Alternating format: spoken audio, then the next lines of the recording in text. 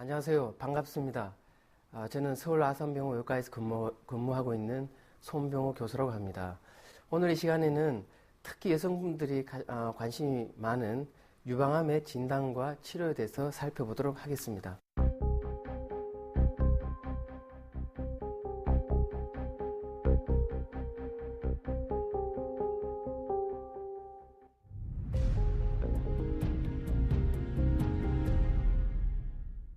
먼저 우리나라 유방암 발생이 증가하고 있을까요? 예, 확실히 증가하고 있습니다. 과거 한 15년간에 거의 한 4배 정도 유방암 발생이 증가하고 있고, 여성에서 갑상선을 제외하면 가장 흔한 그런 암이 되고 있습니다. 왜 이렇게 우리나라 유방암이 증가되고 있는가? 그 이유는 뭐 여러 가지를 설명할 수 있지만, 대표적으로 어떤 정기검진으로 인한 조기 발견이 증가되고 있고, 또 우리 여성분들이 여러 가지 유방암에 걸릴 어떤 위험 인자에 노출되는 것이 더 많아졌다고 할 수 있고요. 또 우리나라 사회가 전체적으로 고령화되는 그런 것도 영향을 미친다고 할 수 있겠습니다. 유방암은 오래 살 수 있을까요?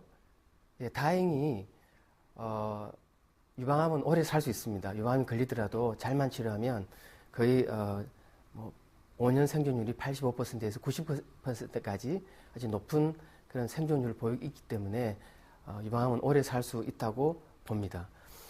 유방암이란 무엇일까요? 우리가 유방의 구조를 보면 우리가 유관과 어떤 소엽이라는 그 구조가 있는데, 그 소엽과 또 유관에 암이 생긴 거죠. 우리가 이제 정상세포는 세포가 생겼다가 또 자랐다가 소멸하고 이런 과정을 반복하는데, 어떤 그걸 조절하는 유전자의 어떤 이상이 있거나 또 여러 가지 어떤 위험인자나 호르몬의 영향에 의해서 정상세포가 암세포로 이렇게 변화가 됩니다. 그러고 나면 또 여러 가지 또 성장 인자에 의해 가지고 이 암세포가 계속 정식이 일어나고 또 자라게 되고 전이를 일으키게 되죠. 유방암은 한번 생기면 어떻게 진행할까요? 우리가 이제 유관에만 암세포가 모여 있는 걸 비침륜성 유방암이라고 합니다.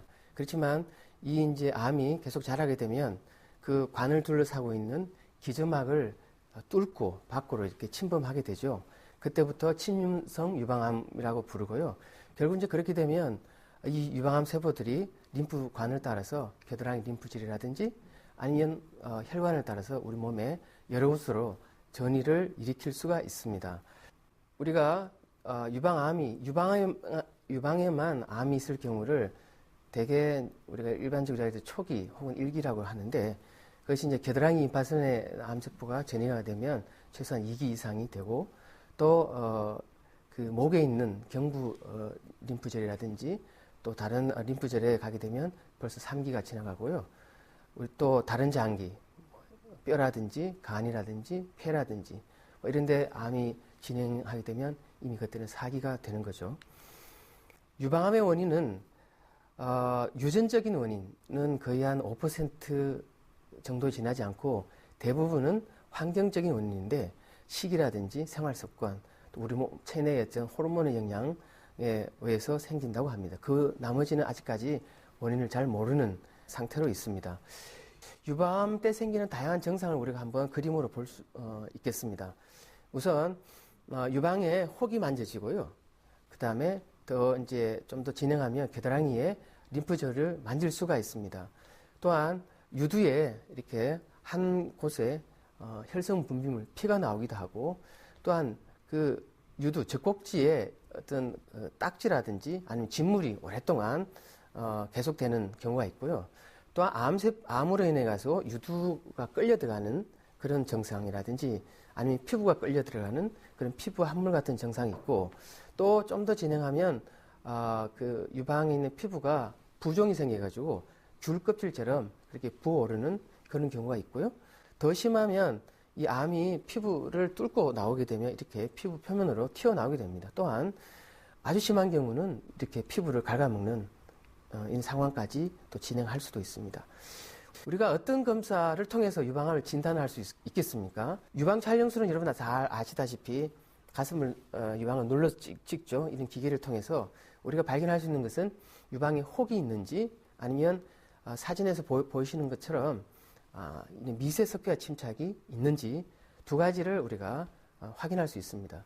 또한 우리나라 여성분들은 유방인 좀이랑 침이라는 경우가 많기 때문에 유방 초음파를 통해서 혹을 좀 더 자세히 관찰할 수 있고 그 혹의 모양에 따라서 이게 양성혹인지 아니면 암인지를 판별할 수 있고요. 우리가 이제 조직학 검사를 위해서는 아주 쉽게 세침 검사를 할 수 있는데 그러나 좀 더 정확한 검사를 위해서는 이런 침생검이 필요합니다. 그래서 침생검을 통해서는 유방암을 좀 더 잘 정확하게 진단할 수 있고 이것이 침윤성 암인지 비침윤성 암인지 구별할 수 있기 때문에 요즘은 이런 침생검을 통해서 많이 진단을 내리고 있고요. 또한 여러분 아시다시피 이런 마모톰이라는 또 어떤 굵은 바늘을 통해서 할 수도 있는데 마모톰은 이 침생검에 비해서 조직이 많이 나올 수는 있지만 또 단점으로는 유방에 여러 조직에 여러 가지 손상을 줄 수 있는 단점이 있습니다. 그래서 침생검이 더 선호된다고 할 수 있습니다. 자, 유방암은 어떻게 치료하는가요? 크게 두 가지 분야로 나눌 수 있습니다. 유방암이 있는 그 부분을 치료하는 국소치료가 있고 우리 몸의 다른 부위에 암세포가 돌아다닐 수도 있는 그런 위험성 때문에 전신치료가 있습니다. 그래서 국소치료에는 수술이 대표적이고 또 그 부위에 방사치료하는 것이 있고 전신치료는 우리가 알다시피 항암 주사를 내서 전체 항암 주사를 맞거나 아니면 유방암은 특히 여성 호르몬의 영향을 많이 받기 때문에 항호르몬 치료가 있고 또 요즘 어떤 표적 치료를 통해서 또 유방암을 치료하는 그런 새로운 그런 치료법이 개발되어서 이런 5가지 방법을 조합해서 우리가 치료를 하고 있습니다. 먼저 수술적 방법에 대해서 말씀드리면 크게 두 가지인데 내 유방을 보존하는 살리는 그런 유방 보존 수술이 있고 또한 내 암이 있는 유방을 전체 절제하는 유방 절제 수술이 있고요. 그 다음에 유방 절제하게 되면 그 유방을 다시 복원하는 유방 복원 수술 이 3가지 방법을 통해서 환자분들이 수술을 하고 있습니다. 이것은 유방암 환자들을 통한 설문조사 결과인데 환자들의 한 70% 이상이 유방 절제로 인해서 자신의 여성으로서의 매력을 잃게 된다고 응답을 하였습니다. 또한 80% 이상은 유방 상실은 장애에 해당한다고 또 그렇게 말을 하고 있습니다. 그래서 다행히 과거에 비해서 유방 보존하는 그 비율이 훨씬 더 증가돼서 최근에는 10명 중에 6명 이상은 유방 보존 수술을 받게 되고 있어서 상당히 다행이라고 생각하고요. 또한 수술 방법도 많은 발달이 있는데 과거에는 이렇게 유방 절제를 하게 되면 한쪽이 가치성이 없는 상황에서 계속 생활을 하고 지내게 되는데 이제 한 2, 3년 지나서 이렇게 복원을 하게 되면 모양은 그대로 유지가 되지만 그 주위에 생기는 흉터는 상당히 또 크게 됩니다. 그래서 최근에는 피부 보존 유방 절제 수술이라고 해서 유방 절제를 하면서 피부를 최대한 남기고 그리고 다시 동시에 복원을 해주면 오른쪽 그림과처럼 유방 모양이 훨씬 더 자연스러워질 수가 있고요. 유방 보존 수술에 있어서도 과거에는 그냥 유방의 모양은 관여하지 않고 단지 유방이 보존되었다는 것만 만족을 할 수 있었지만 그러나 최근에는 가능한 모양도 자연스럽게 하면서 피부에 생기는 흉터까지도 최소한으로 줄여주는 그런 방법들이 개발되어서 오른쪽 그림들 보면 거의 유방의 흉터가 잘 안 보이는 그래서 수술 후에도 유방의 모양이 정말 자연스럽게 되는 이런 수술법도 개발되어서 시행되고 있습니다. 수술 후에 유방암의 보조치료법은 어떤 항암화학요법, 그리고 표적치료, 그리고 항호르몬 치료, 방사선 치료 이 4가지를 적절하게 조합을 해서 치료를 하게 되는데 최근에는 이 항암 치료에도 여러 가지 좋은 약제들 또한 표적 치료에도 새로운 그런 약제들 또 항호르몬 치료에도 좋은 약제들이 많이 개발되어 있어서 유방암 환자를 효과적으로 치료를 할 수 있게 되었습니다. 뿐만 아니라 최근에는 이 유방암도 여러 가지 종류, 한 종류가 아닌 여러 가지 종류가 있다는 것이 우리가 밝혀지고 나서는 어떻게 하면 그 환자분들 하나하나 개별적으로 적절하게 맞춤 치료를 할 수 있을까 여기에 우리가 초점을 맞추고 있고 그렇기 때문에 이 유방암과 관련된 여러 과 선생님, 의료진들이 함께 논의해서 치료하는 다학제적 치료가 아주 필요하다고 생각합니다. 우리가 유방암을 예방하는 것이 가장 좋겠는데 예방이 그렇게 쉽지는 않죠.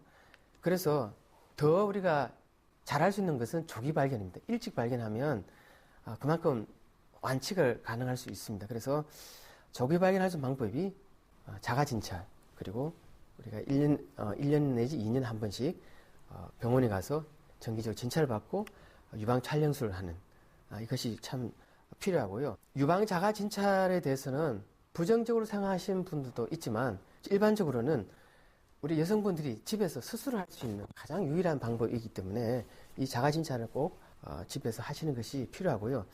일단 시기는 생리 끝나고, 생리가 있으신 분들은 생리 끝나고 한 5일 전후로 하는 것이 유방이 가장 부드러운 상태가 되고, 폐경이 되신 분들은 매월 1일 날을 정해서 규칙적으로 하는 것이 좋겠습니다. 일단 먼저 1단계는 눈으로 자기 거울 앞에 서서 자기 피부에 어떤 변화가 있는가, 또한 젖꼭지 분비물이 있는지 보시고, 다음 누워서 이 가슴을 잘 만지셔서 혹이 만져지는지, 그 다음에 겨드랑이에 임파선이 만져지는지 확인을 해보시면 되겠습니다. 그 다음 또 우리가 할 수 있는 쉬운 방법은, 이건 뭐 일반적인 이야기도 될 수 있겠지만, 어떤 운동과 음주를 제한하고, 또 어떤 비만을 교정해서 정상적인 체중을 유지하고, 그 다음에 우리의 일상생활을 즐겁게 하는 정상적인 활동, 그리고 모유수유, 그리고 이제 먹는 것 중에 우리 곡류나 과일, 채소 같은 거 많이 섭취하고 대신에 기름진 육류 섭취를 좀 줄이는 것이죠.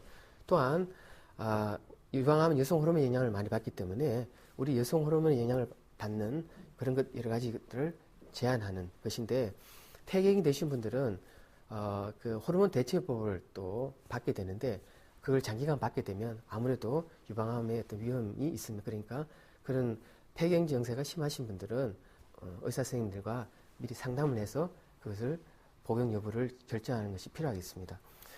이런 어떤 예방 위한 노력을 통해서 한 3분의 1에서는 유방암을 예방을 할 수 있다고 알려져 있고요. 마지막으로 제가 그 유방암을 예방할 수 있는 어떤 예방법을 한 가지 제안하고 싶은데, 삼매하자고 제가 이렇게 표를 만들었습니다. 매일 3가지를 하자는 뜻인데, 먹자, 매일 건강식단을 통해서 건강한 식사를 하자. 또 걷자, 매일 30분을 걸어서 우리가 운동을 하는 것이고요. 또 웃자, 근데 매일 3번 이상 웃음을 통해서 우리의 어떤 일상생활, 우리의 일을 즐겁게 하는 것입니다. 그래서 이런 3가지를 통해서 유방암을 예방할 수 있고, 또 추가로 매주 주말에서 뛰자, 이런 뛰는 운동에서 우리의 어떤 비만을 또 예방하고 정상 체중을 유지하고요. 또 가자, 매년 한번 병원에 가서 정기 검진을 통해서 이런 조기 발견을 우리 하는 그런 노력을 할 수 있습니다. 그래서 제가 삼매하자는 걸 추천을 하고요. 마지막으로 유방암은 우리가 막을 수는 없지만 그냥 극복은 할 수 있습니다. 여성분들이 너무 유방암에 대해서 그렇게 두려워하거나 그렇게 할 필요는 없다고 생각합니다. 오늘 제 강의를 마치고 이상 경청해 주셔서 감사합니다.